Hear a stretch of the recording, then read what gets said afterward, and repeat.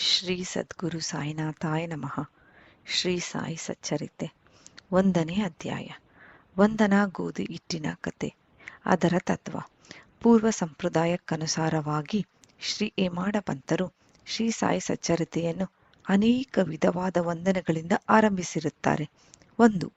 ಮೊದಲನೆಯದಾಗಿ ಶ್ರೀ ವಿನಾಯಕನಿಗೆ ವಂದನೆಗಳನ್ನು ಅರ್ಪಿಸುತ್ತಾ ಶ್ರೀ ಸಾಯಿ ಸಚ್ಚರಿತೆಯನ್ನು ಬರೆಯಲು ತೊಡಗಿರುವ ಈ ಕಾರ್ಯಕ್ಕೆ ಯಾವುದೇ ವಿಘ್ನ ಬಾರದಿರಲೆಂದು ಪ್ರಾರ್ಥಿಸಿ ಶ್ರೀ ಸಾಯಿಬಾಬಾ ಅವರೇ ಗಣಪತಿ ಎಂದು ಹೇಳಿರುತ್ತಾರೆ. 2. ನಂತರ ಈ ಕೃತಿಯನ್ನು ರಚಿಸಲು ಸಾಕಷ್ಟು ಹುಮ್ಮಸ್ಸನ್ನು ನೀಡುವಂತೆ ಶ್ರೀ ಸಾಯಿ ಸರಸ್ವತಿ ಮಾತೆಯನ್ನು ಪ್ರಾರ್ಥಿಸಿ ಶ್ರೀ ಸಾಯಿಬಾಬಾ ಅವರು ಶ್ರೀ ಸರಸ್ವತಿಯಲ್ಲಿ ಐಕ್ಯರಾಗಿ ತಾವೇ ಸ್ವತಃ ತಮ್ಮ ಜೀವನ ಚರಿತ್ರೆಯನ್ನು ಆಡುತ್ತಿದ್ದಾರೆ ಎಂದು ಹೇಳಿರುತ್ತಾರೆ. 3. ಅನಂತರ ಸೃಷ್ಟಿ, ಸ್ಥಿತಿ ಮತ್ತು ಲಯಗಳಿಗೆ ಕಾರಣರಾಗಿರುವ ತ್ರಿಮೂರ್ತಿಗಳಿಗೆ ವಂದನೆಗಳನ್ನು ಅರ್ಪಿಸಿ ಶ್ರೀ ಸಾಯಿಬಾಬಾ ಅವರಲ್ಲಿ ಐಕ್ಯರಾಗಿ ಮತ್ತು ಸದ್ಗುರುವಾಗಿ ಸಂಸಾರ ಸಾಗರವನ್ನು ಸುಗಮವಾಗಿ ದಾಟಿಸುತ್ತಾರೆ ಎಂದು ಹೇಳಿರುತ್ತಾರೆ. 4. ಅನಂತರ ಅವರ ಕುಲದೇವರಾದ ನಾರಾಯಣನ ಅಧಿನಾಥರಿಗೆ ವಂದನೆಗಳನ್ನು ಅರ್ಪಿಸಿರುತ್ತಾರೆ. 5.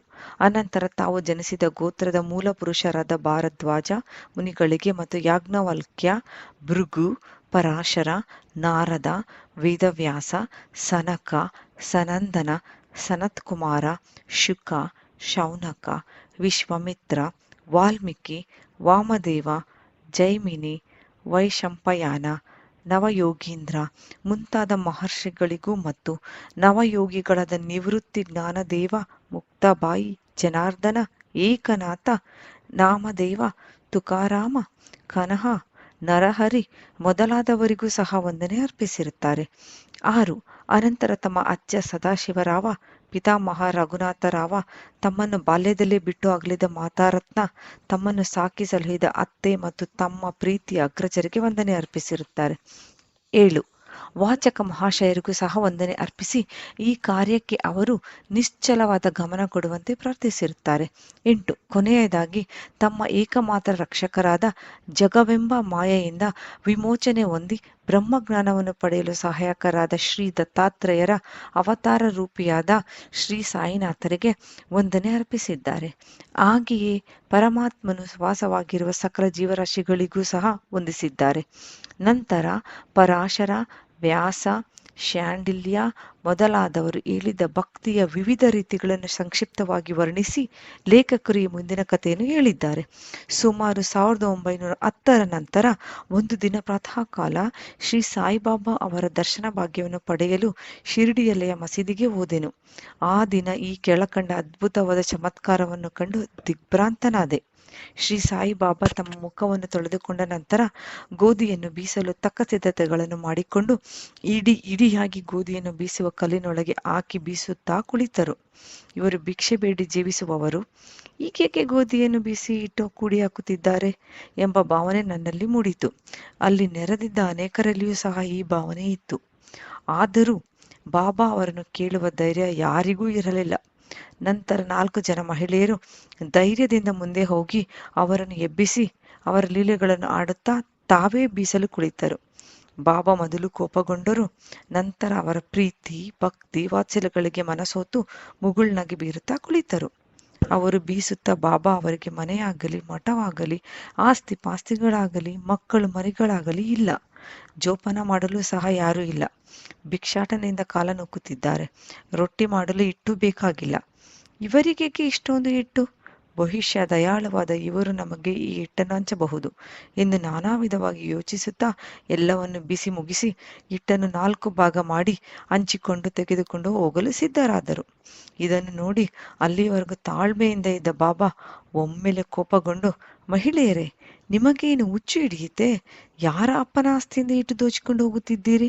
ನಾನೇನಾದರೂ ನಿಮ್ಮ ಮನೆಯಿಂದ ಗೋಧಿಯನ್ನು ಎರವಲಾಗಿ ತಂದಿರುವೇನೆ? ಈಗ ಹಿಟ್ಟು ತೆಗೆದುಕೊಂಡು ಹಳ್ಳಿಯ ಗಡಿಯ ಸುತ್ತಲೂ ಒಗೆದು ಬನ್ನಿರಿ ಎಂದರು. ಈ ಮಾತನ್ನು ಕೇಳಿ ಅವರು ಗಾಬರಿಗೊಂಡು ತಮ್ಮ ತಮ್ಮಲ್ಲಿ ಪಿಸುಗುಟ್ಟುತ್ತಾ ಬಾಬಾ ಅವರ ಆಜ್ಞಾನುಸಾರವಾಗಿ ಹಿಟ್ಟನ್ನು ಹಳ್ಳಿಯ ಸುತ್ತಲೂ ಚೆಲ್ಲಿ ಬಂದರು. ಆಗ ನಾನು, ಬಾಬಾ ಹೀಗೇಕೆ ಮಾಡಿದರು ಎಂದು ಶಿಡಿವಾಸಿಗಳಲ್ಲಿ ಪ್ರಶ್ನಿಸಿದೆ. ಅವರು, ಕಾಲರಾ ಅಂಟು ಜಾಡಿಯು ಹಳ್ಳಿಯಲ್ಲಿ ಹರಡಿದೆ, ಅದಕ್ಕೆ ಇದು ಬಾಬಾ ಅವರ ಚಿಕಿತ್ಸೆ. ಹಿಟ್ಟು ಮಾಡಿ ಚೆಲ್ಲಿದುದು ಗೋಧಿಯನ್ನಲ್ಲ, ಕಾಲರಾ ಕ್ರಿಮಿಗಳನ್ನು ಪುಡಿ ಮಾಡಿ ಹಳ್ಳಿಯಿಂದ ಆಚೆಗೆ ಚೆಲ್ಲಿದ್ದಾರೆ. ಇದರಿಂದ ಕಾಲರಾ ಜಾಡ್ಯವು ಕಡಿಮೆಯಾಗಿ ಈಗ ಜನರು ಸುಖವಾಗಿರುತ್ತಾರೆ ಎಂದರು.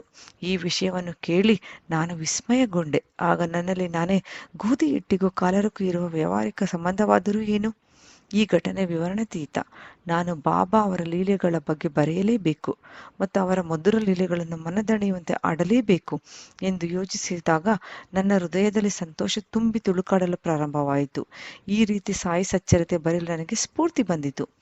ಬಾಬಾ ಅವರ ಕೃಪಾದೃಷ್ಟಿ ಮತ್ತು ಆಶೀರ್ವಾದದ ಫಲದಿಂದ ಈ ಕೆಲಸ ಯಶಸ್ವಿಯಾಗಿ ಮುಗಿಯಿತು ಎಂಬುದನ್ನು ನಾವು ಬಲ್ಲೆವು. ಬೀಸುವುದರ ತತ್ವ. ಈ ಮೇಲ್ಕಂಡ ಘಟನೆಗೆ ಶಿರಡಿ ನಿವಾಸಿಗಳು ಕೊಟ್ಟ ಅರ್ಥವಲ್ಲದೆ ಈ ಮಹೋನ್ನತ ತತ್ವ ದರ್ಶನವು ಅದರ ಮತ್ತೊಂದು ಅರ್ಥವಾಗಿದೆ. ಸಾಯಿಬಾಬಾ ಶಿರಡಿಯಲ್ಲಿ ಸುಮಾರು 60 ವರ್ಷಗಳ ಕಾಲ ವಾಸಿಸಿದ್ದರು. ಈ ಕಾಲದಲ್ಲಿ ಅವರು ಈ ತರಹದ ಬೀಸುವಿಕೆಯ ಕಾರ್ಯವನ್ನು ಪ್ರತಿದಿನವೂ ಮಾಡುತ್ತಿದ್ದರು. ಅವರು ಬೀಸುತ್ತಿದ್ದುದು ಬರೀ ಗೋಧಿಯನ್ನಲ್ಲ, ಅಸಂಖ್ಯಾತ ಭಕ್ತರ ಪಾಪಗಳನ್ನು ಮತ್ತು ಅವರ ಮಾನಸಿಕ ಹಾಗೂ ದೈಹಿಕ ಜಿಗುಪ್ಸೆಗಳನ್ನು. ಕಾರಣ, ಈ ಬೀಸುವ ಕಲ್ಲುಗಳು ಕರ್ಮ ಮತ್ತು ಭಕ್ತಿಯನ್ನು ಸೂಚಿಸುತ್ತವೆ. ಮೇಲಿನ ಕಲ್ಲು ಕರ್ಮವನ್ನು, ಕೆಳಗಿನ ಕಲ್ಲು ಭಕ್ತಿಯನ್ನು ಸೂಚಿಸುತ್ತದೆ. ಬೀಸುವ ಕಲ್ಲಿನ ಇಡಿಯೇ ಜ್ಞಾನ. ನಮ್ಮನ್ನು ನಾವು ಸಂಪೂರ್ಣವಾಗಿ ಅರಿತುಕೊಳ್ಳಬೇಕಾದರೆ ನಮ್ಮಲ್ಲಿರುವ ಪಾಪ, ಅಸೂಯೆ, ಆಸೆ ಮತ್ತು ಸತ್ವ, ರಜಸ್ಸು, ತಮೋ ಗುಣಗಳನ್ನು, ಅಹಂಕಾರವನ್ನು ಬೀಸುವುದರಿಂದ ಹೊರದೂಡಬೇಕು. ಆಗ ನಮಗೆ ಅರಿವು ಉಂಟಾಗುವುದು ಎಂಬುದೇ ಬಾಬಾ ಅವರ ಸ್ಪಷ್ಟವಾದ ಸಂದೇಶ. ಬೀಸುವ ಕಲ್ಲಿನಲ್ಲಿ ಸಿಕ್ಕ ಕಾಳುಗಳಂತೆ ಈ ಭವಚಕ್ರದಲ್ಲಿ ಸಿಕ್ಕು ನಾನು ವೇದನೆಯನ್ನು ಅನುಭವಿಸಬೇಕಾಗಿದ್ದರಿಂದ ನಾನು ಅಳತೊಡಗಿದ್ದೇನೆ ಎಂದು ಒಮ್ಮೆ ಕಬೀರರು ಕಾಳು ಬೀಸುತ್ತಿದ್ದ ಒಬ್ಬ ಮಹಿಳೆಯನ್ನು ನೋಡಿ ತಮ್ಮ ಗುರುಗಳಾದ ನಿಪತಿರಂಜನರಿಗೆ ಹೇಳಿದರು. ಆಗ ನಿಪತಿರಂಜನರು, ಅಂಜಬೇಡ, ನಾನು ಹಿಡಿದಂತೆ ನೀನು ಸಹ ಈ ಚಕ್ರಕ್ಕೆ ಇರುವ ಜ್ಞಾನವೆಂಬ ಮೀಟಿಯನ್ನು ಭದ್ರವಾಗಿ ಹಿಡಿದುಕೋ. ಅದರಿಂದ ಅತ್ತಿತ್ತ ದೂರ ಹೋಗಬೇಡ, ಅಂತರ್ಮುಖಿಯಾಗು, ಅಂದರೆ ನಿನಗೆ ಖಚಿತವಾಗಿ ಕಲ್ಯಾಣವಾಗುತ್ತದೆ ಎಂದು ಕಬೀರರಿಗೆ ಉಪದೇಶಿಸಿದ ಕಥೆಯು ಈ ಮೇಲಿನ ಘಟನೆಯಿಂದ ನಮ್ಮ ಜ್ಞಾಪಕಕ್ಕೆ ಬರುತ್ತದೆ. ಓಂ ಶ್ರೀ ಸಾಯಿ ಪ್ರಣಾಮ. ಇಲ್ಲಿಗೆ ಅಧ್ಯಾಯ 1 ಮುಕ್ತಾಯವಾಯಿತು.